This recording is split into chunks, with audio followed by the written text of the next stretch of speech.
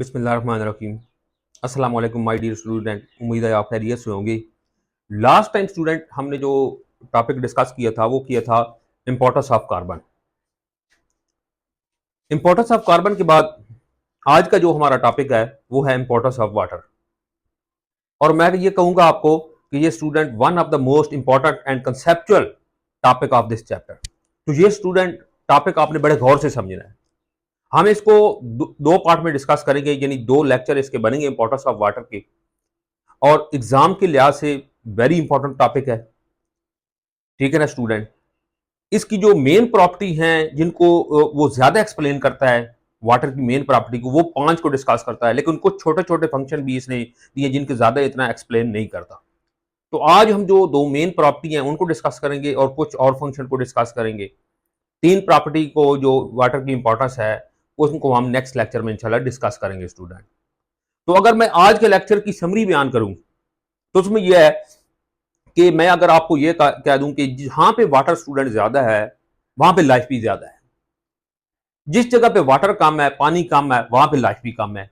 अब जिस तरह आप देखते हैं कि स्टूडेंट अगर सहरा में आप चले जाते हैं तो सहरा में लाइफ जो है वो बहुत कम है।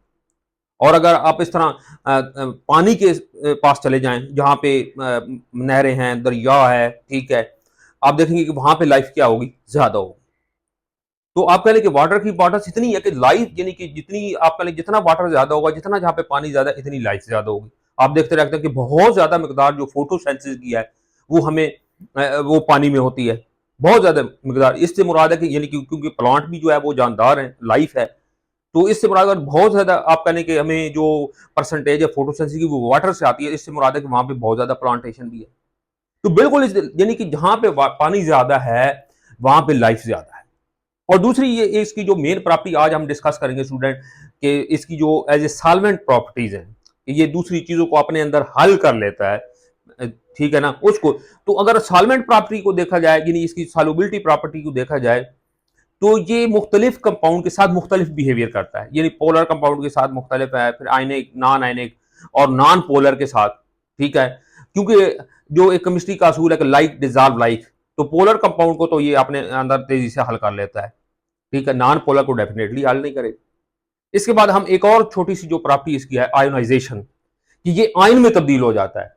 और आयन का बड़ा इंपॉर्टेंट रोल होता है स्टूडेंट, हाइड्रोजन आयन का और OH आयन का, हाइड्रोक्सिल आयन का, क्योंकि ये सेल के अंदर मुख्तलिफ चीजों को पीएच को मेंटेन रखने में हेल्पफुल साबित होते हैं। तो ये आज के टॉपिक की स्टूडेंट समरी है। तो हम इसको इंशाल्लाह डिस्कस करते हैं जी, तफसीलन डिस्कस करते हैं।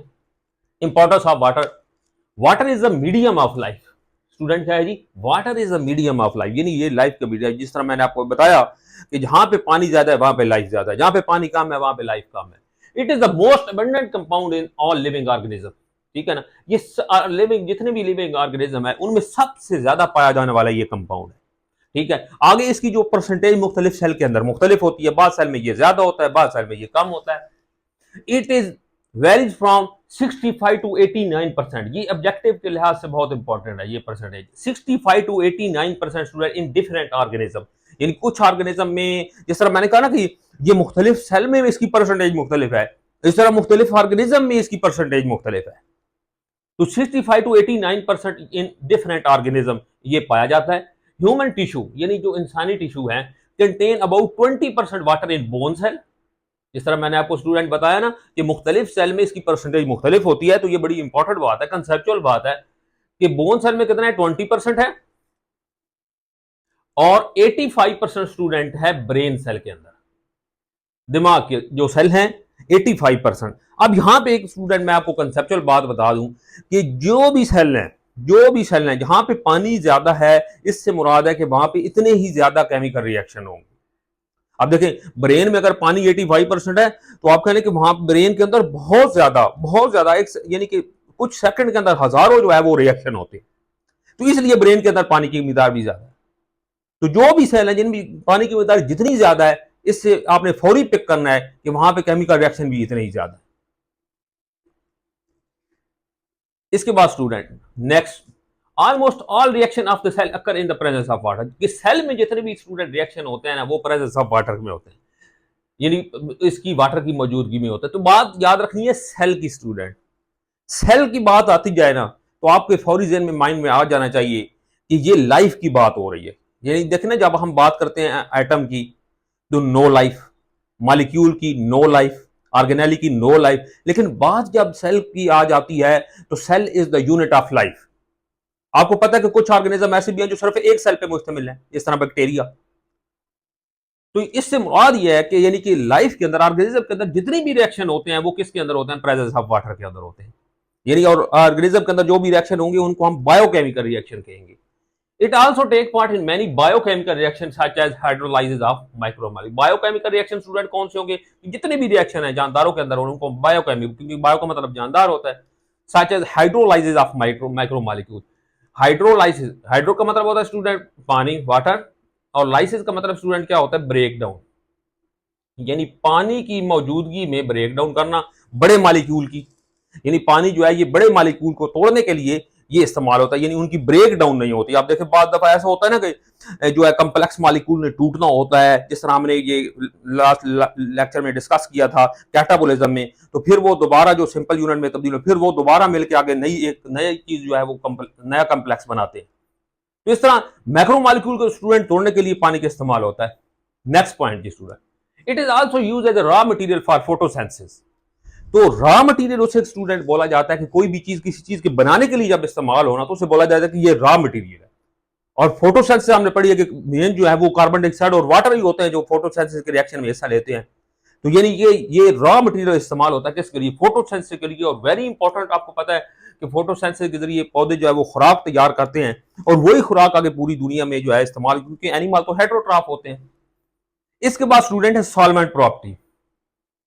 सॉल्वेंट प्रॉपर्टी में आपने एक हेडिंग दे लेनी है यहाँ पे, सॉल्युबिलिटी ऑफ पोलर मॉलिक्यूल।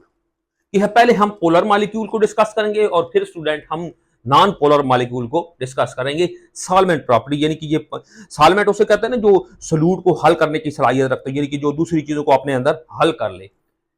तो सॉल्युबिलिटी ऑफ पोलर मॉलिक्यूल, तो थोड़ा सा आपने पोलर मॉलिक्यूल, पोलर कंपाउंड को स्टूडेंट आपने समझना है और अच्छे तरीके से समझना है। जिस तरह मैं आपको मिसाल दूं पानी की, कि पानी जो है वो एक आपका लेके पोलर कंपाउंड है। जैसे मैं अगर इसकी यहाँ पे स्ट्रक्चर बना दूं स्टूडेंट, तो यहाँ पे आपको इस तरीके से नजर आएगा, ये इस तरीके से देखें शाबाश। अगर ये इस तरह हाइड्रोजन है ना, तो हाइड्रोजन के ऊपर आप देखेंगे कि स्टूडेंट पार्शियल पॉजिटिव चार्ज आएगा, और इस तरह ऑक्सीजन के ऊपर भी स्टूडेंट पार्शियल नेगेटिव चार्ज आएगा। और इस तरह एक फिर और हाइड्रोजन है, क्योंकि H2O है ना, क्या है? H2O, ठीक है ना स्टूडेंट। तो यहाँ पे आप देख सकते हैं कि हाइड्रोजन के ऊपर पार्शियल पॉजिटिव है दोनों हाइड्रोजन के ऊपर, और ऑक्सीजन के ऊपर स्टूडेंट कौन सा है? Partial negative. तो ये बात थोड़ी सी आप समझनी है, ये अपना कंसेप्ट क्लियर कर लें। जिस तरह अगर मैं मिसाल दूं आपको कि ये देखें ना, अगर हम, क्योंकि बांड एक आयनिक बांड होता है, एक कोवेलेंट बांड होता है। आप देखें आयनिक बांड की एक मिसाल है, जिस तरह ये है सोडियम क्लोराइड। अब सोडियम पे देखें ना कंप्लीट पॉजिटिव चार्ज आता है, और जो है क्लोरीन है इसके ऊपर कंप्लीट नेगेटिव चार्ज आता है। क्योंकि इनमें बना है आयनिक बांड।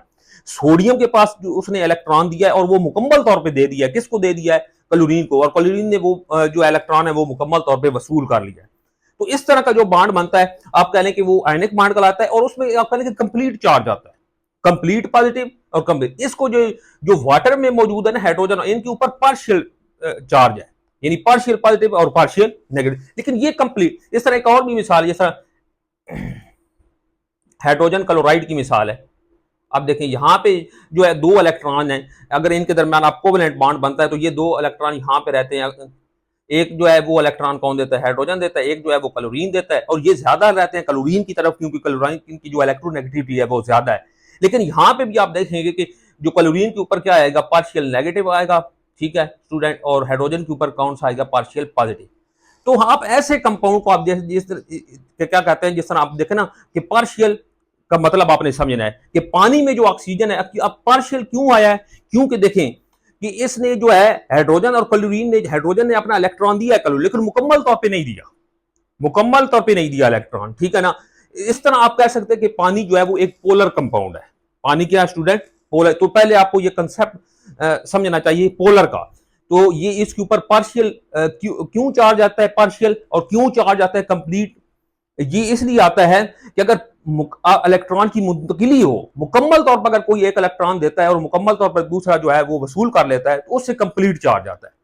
लेकिन अगर कोई मुकम्मल तौर पे इलेक्ट्रॉन नहीं देता, जिस तरह पानी के अंदर आपको नजर आ रहा है, तो उसके ऊपर फिर कौन सा स्टूडेंट चार्ज आता है? पार्शियल, पार्शियल पॉजिटिव और पार्शियल नेगेटिव। यानी यहां पे आप देख सकते हैं, जिस तरह मैंने आपको HCl की एग्जांपल दी कि हाइड्रोजन ने अपना मुकम्मल तौर पे इलेक्ट्रॉन नहीं दिया क्लोरीन को, ठीक है ना, पार्शियल तौर पे दिया है, मुकम्मल तौर पे नहीं दिया। आप इस तरह समझ लें कि बिल्कुल जिस तरह खुदार कोई चीज दी जाती है कि वापस लिया जा सकता है, ठीक है ना। तो इससे कौन सा चार्ज आता है स्टूडेंट? पार्शियल। और कंप्लीट ट्रांसफर से कौन सा चार्ज आता है? कंप्लीट जो ट्रांसफर से कौन सा चार्ज आता है? कंप्लीट चार्ज आता है। और जो मुकम्मल तौर पे ट्रांसफर नहीं होता, इलेक्ट्रॉन शेयर होता है ट्रांसफर, उससे कौन सा चार्ज आता है स्टूडेंट? पार्शियल चार्ज आता है, जिसको बोला जाता है पार्शियल पॉजिटिव और पार्शियल नेगेटिव। तो water is a polar molecule, thus it is an excellent solvent for polar substance. तो ये एक बहुत एक्सीलेंट सॉल्वेंट है, किसके लिए? पोलर सब्सटेंस के लिए। अब ये जिस तरह केमिस्ट्री का एक असूल है ना स्टूडेंट, याद रख ले, like dissolve like, like like dissolve like, कि एक जैसी चीज एक जैसे में हल होती। अब पोलर, क्योंकि पानी भी जो है वो पोलर कंपाउंड है, तो पोलर सब्सटेंस को ये जो है ये एक पोलर सब्सटेंस के लिए एक एक्सीलेंट सॉल्वेंट है। ये केमिस्ट्री में ये नहीं असूल है कि like dissolve like. Second point student, ionic substance dissolve in water. Ionic substance जो होती है वो वाटर में डिजॉल्व हो जाती हैं। They dissociate into positive and negative ion in water. ये डिसोसिएट हो जाती हैं, यानी ये डिजॉल्व हो जाती हैं, और किस में तब्दील हो जाती है स्टूडेंट?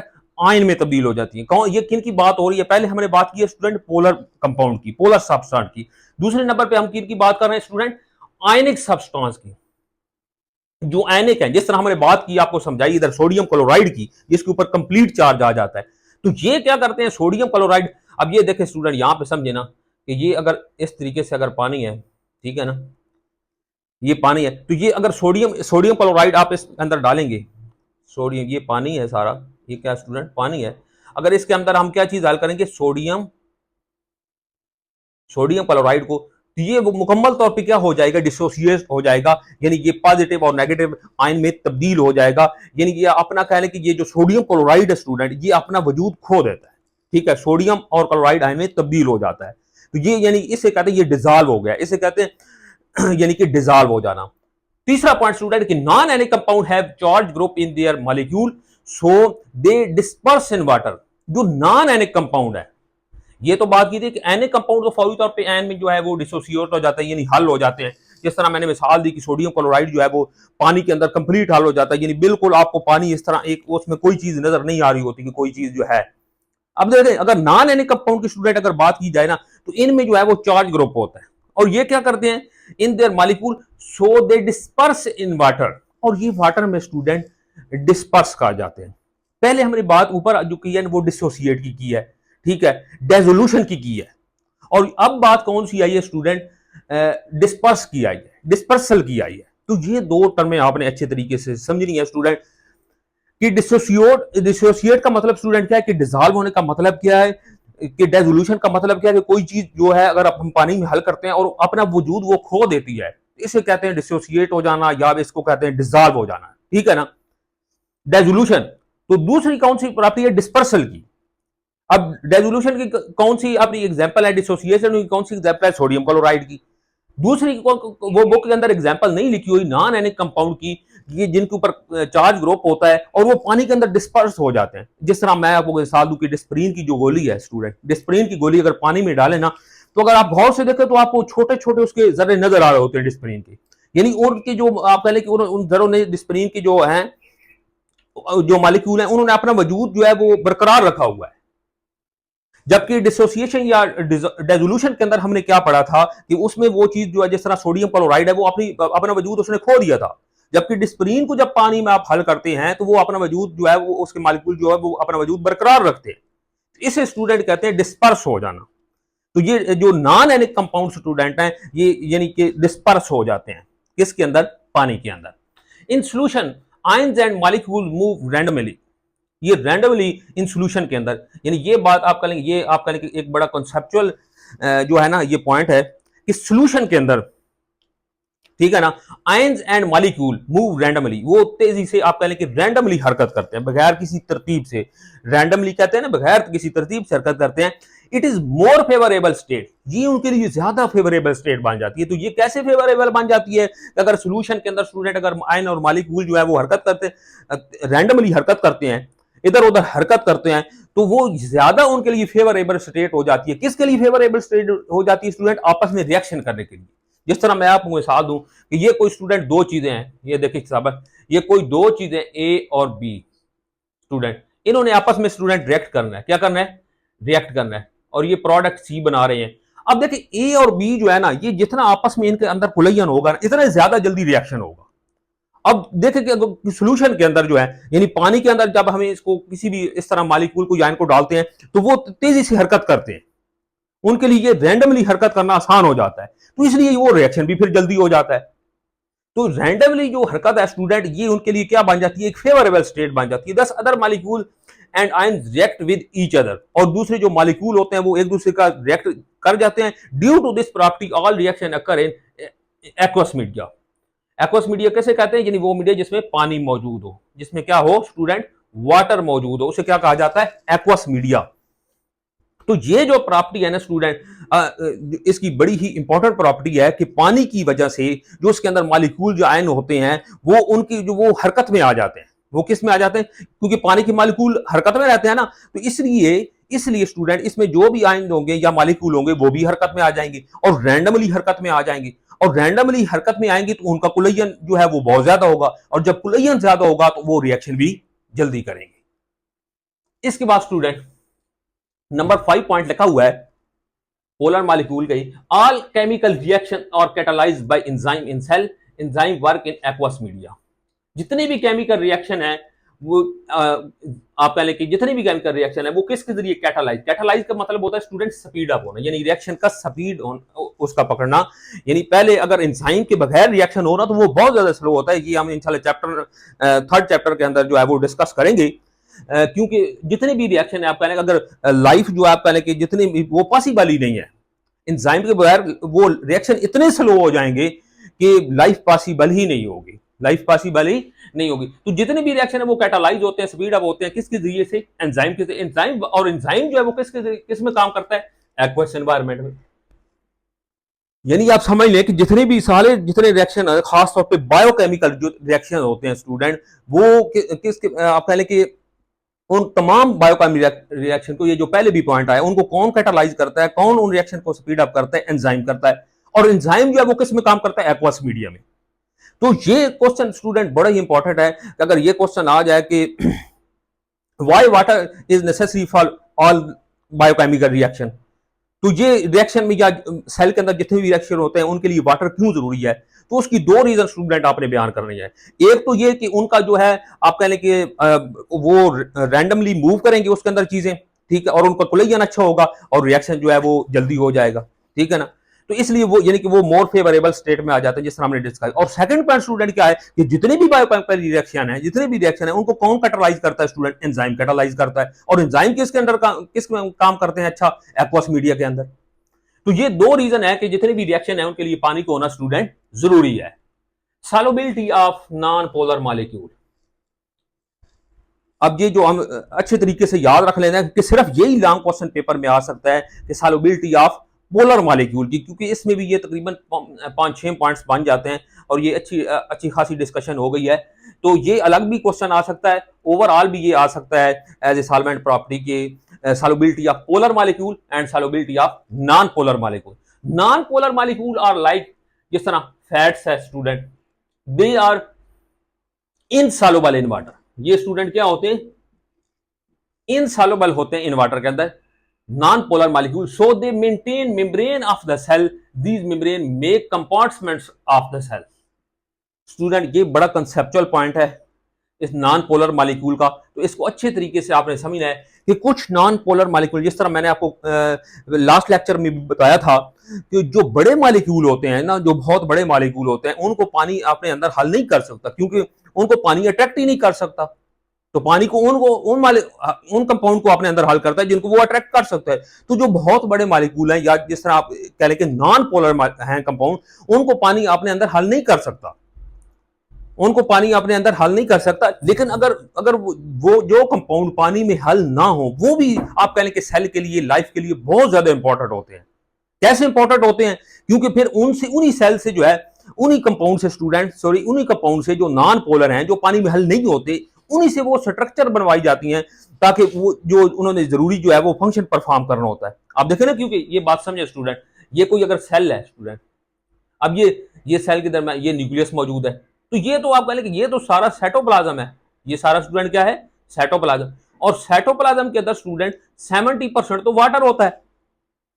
और इसी साइटोप्लाज्म के अंदर स्टूडेंट काफी ज्यादा आप कह लें कि ऑर्गेनेली पड़ी हुई है। यहाँ पे माइटोकॉन्ड्रिया होता है, प्लांट होता है, क्लोरोप्लास्ट होता है, और भी यहाँ पे काफी ऑर्गेनेली पड़ी हुई है। और इसके अलावा आप देखें न्यूक्लियस भी पड़ा हुआ है। अगर इनकी जो मेम्ब्रेनस स्ट्रक्चर है, अगर वो पानी में हल हो जाती, तो ये तो फिर सेल के अंदर कोई ऑर्गेनेली रहती ही नहीं, यानी कि सेल का वजूद ही ना रहता। तो इसलिए ये जो नॉन पोलर कंपाउंड है, जिस तरह फैट्स है, ठीक है, ये बहुत ही इंपॉर्टेंट होते हैं। जिस तरह प्रोटीन है, प्रोटीन सबसे ज्यादा इस्तेमाल होती है स्ट्रक्चर में। They maintain membrane of the cell, ये फिर सेल की मेम्ब्रेन को मेंटेन रखते हैं। These membrane make compartments of the cell, और ये सेल के अंदर जो है वो कंपार्टमेंट बनाने के लिए इस्तेमाल होती है। तो स्टूडेंट इनकी भी आप कह लें कि लाइफ के लिए बड़ी इंपॉर्टेंस है, नॉन पोलर मॉलिक्यूल की, नॉन पोलर कंपाउंड जो कि पानी के अंदर हल नहीं होते, यानी कि वो स्ट्रक्चर को बनाने और स्ट्रक्चर को मेंटेन रखने में रोल अदा करते हैं। इसके बाद स्टूडेंट है आयोनाइजेशन। तो ये सिर्फ इसकी सॉल्वेंट प्रॉपर्टी जो है, आप कह लें कि ये लॉन्ग क्वेश्चन आ सकता है, क्योंकि इसमें काफी ज्यादा आप कह लें कि मटेरियल जो है ना वो दिया गया है। Solubility of polar molecule, solubility of non polar molecule, और इसमें फिर आगे मजीद पॉइंट बनाए गए हैं। आयोनाइजेशन में आ जाए कि पानी जो है ना स्टूडेंट, वाटर, ये आयन में तब्दील हो जाता है। ये जिस तरह आपको इक्वेशन नजर आ रही है, ये रिवर्सिबल रिएक्शन है। रिवर्सिबल रिएक्शन से मुराद यानी कि ये जो फिर प्रोडक्ट बनी हुई ये रिएक्टेंट के तौर पे काम करेगी और फिर दोबारा ये वाटर में तब्दील हो जाएंगे। आपको नजर आ रहा है कि ये जो वाटर है ये किस में तब्दील हो गया? हाइड्रोजन आयन में और हाइड्रोक्सल आयन में। अब ये हाइड्रोजन आयन अक्सर, यानी कि अगर इससे आप कह लें कि 10 मॉलिक्यूल टूटे हैं तो 10 हाइड्रोजन आयन बनेंगे, 10 ये बनेंगे, और ये फिर दोबारा मिलके ये वाटर में तब्दील हो जाएंगे। तो ये क्या इसमें याद रखना है स्टूडेंट आपने दो पॉइंट्स को, कि ये रिवर्सिबल रिएक्शन है और ये इक्विलिब्रियम इज मेंटेन, और इनमें इक्विलिब्रियम मेंटेन होता है। यानी जितने हाइड्रोक्सल आयन बन रहे होते हैं हाइड्रोजन के और हाइड्रोक्सल आयन के, इतने ही फिर वो किस में तब्दील हो जाते हैं? आपस में मिलके वाटर में तब्दील हो जाते हैं। इसके बाद स्टूडेंट ये एक बड़ा इंपॉर्टेंट पॉइंट है ऑब्जेक्टिव के लिहाज से, कि एट 25 डिग्री सेंटीग्रेड अगर हम पानी का, प्योर वाटर का 1 लीटर लें, कितना लें? 1 लीटर लें, तो उसमें हाइड्रोजन आयन के 10⁻⁷ मोल होते हैं। कितने जी? 10⁻⁷ मोल्स होते हैं। अगर हम पानी का 1 लीटर लें, प्योर वाटर का 1 लीटर लें, और टेम्परेचर क्या हो स्टूडेंट? 25 डिग्री सेंटीग्रेड हो, और इसी तरह उसके अंदर जो हाइड्रोक्सल आयन है वो भी 10⁻⁷ मोल होंगे पर लीटर। इसके बाद स्टूडेंट इनकी इंपॉर्टेंस लिखी हुई है। किसकी इंपॉर्टेंस स्टूडेंट? की आयोनाइजेशन की, यानी पानी का आयन में तब्दील हो जाना स्टूडेंट, ये भी बहुत ही ज्यादा इंपॉर्टेंस रखता है, क्योंकि ये जो आयन्स हैं, हाइड्रोक्सल आयन है, हाइड्रोजन आयन है, ये मुख्तलिफ किस्म के केमिकल रिएक्शन में इस्तेमाल होते हैं।